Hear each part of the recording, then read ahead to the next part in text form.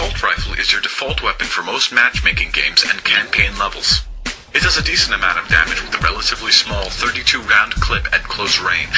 From a distance, it can be ineffective, so you're going to want something more accurate to frag someone across the map. Our next weapon is the battle rifle, a weapon designed for versatility. The battle rifle can get the job done in close and distant combat. With an attached scope and 3-round burst, this gun is one of the most useful tools in the player's arsenal.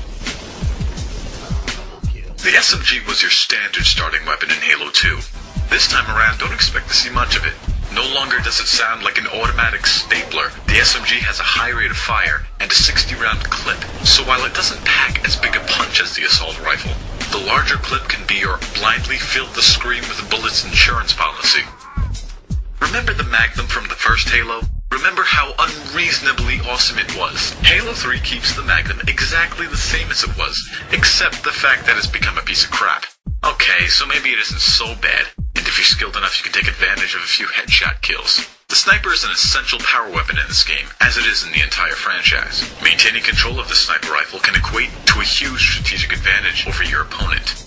2 body shots, 1 headshot, or 1 body shot followed by a headshot is all it takes to bring someone down. Pressing the right analog stick will activate a 5-time zoom, and again for a 10-time zoom. On larger maps, there is no substitute for the sniper rifle in your human arsenal. With one look at this gun's reticle, you know the shotgun was designed for point-blank carnage. It packs a tremendous punch and can be considered a power weapon in close quarters. Be aware of your remaining ammo because reloading the shotgun is not the most thrilling of experiences. Labeled Spunker for to spunk, the rocket launcher provides a nearly guaranteed 4 kills because after all, it's a rocket launcher. It launches rockets. It is easily one of the most effective and terrifying power weapons, but because ammo is scarce, the thrill can only last so long. New to the Halo franchise is the Spartan Laser. This anti-alien, anti-vehicle, anti-everything weapon can melt your face off. It's basically a face-melting machine. The missile pod and machine gun turret are 2 not-so-common power weapons and exclusive to Halo 3. If you're looking to release some bottled-up, raging hormones, I suggest tearing the machine gun off its tripod. The missile pod is another pleasantry, and with a funny name, but it does lock onto vehicles, placing this weapon in the anti-vehicle category. I suppose it fires missiles of a pod variety. The flamethrower is the rarest of human weapons, although quite powerful. Its range may be limited to a few feet, but its ability to clear out a tight area proves useful.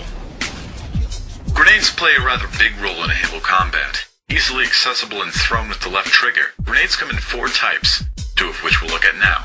The frag grenade is the most common in the game, utilized mainly for its splash damage. The radius of shrapnel it emits can weaken or kill a small group of enemies.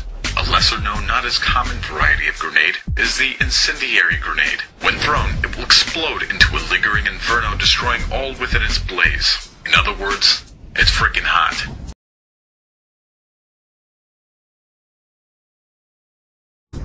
Carrying the plasma pistol is like turning into Steven Seagal.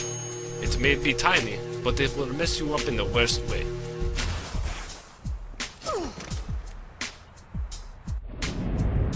The plasma rifle. The magnificent blue bullets will melt through even the toughest of human babies and women alike. The Needler has earned its place in ass-kicking history by going from total suck to holy shit, that guy has a needler, let's go into that dark room and breathe heavily until he leaves. Is he gone?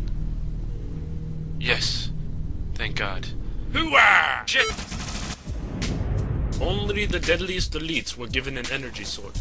When the reticle turns red, plunge and watch the pain unfold. The beam rifle is a sniper. Not much else needs to be said.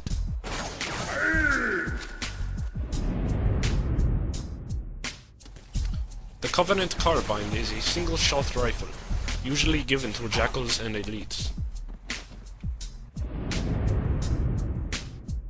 When thrown, the plasma grenade will stick to a biotic surface for a moment, before exploding into a blue cloud of misery. Ah yes, now we delve into the underworld of brute crap. The brute shot is a crude, barbaric instrument that launches grenades from a tube. and has a big pizza cutter attached to it. What can be said about the spiker that hasn't already been said about dirty diapers or the iPod Nano? If it weren't for these tiny blades on the bottom, it'd be as useless as the human magnet.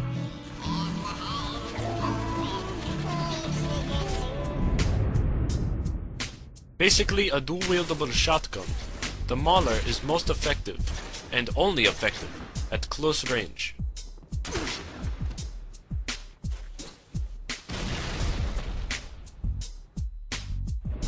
Essentially just a big stick, the gravity hammer proves to be a formidable weapon in a tiny room. It's also pretty scary. And finally we have the spike grenade. Like the plasma grenade, it will stick to a surface, shooting spike shards in every direction.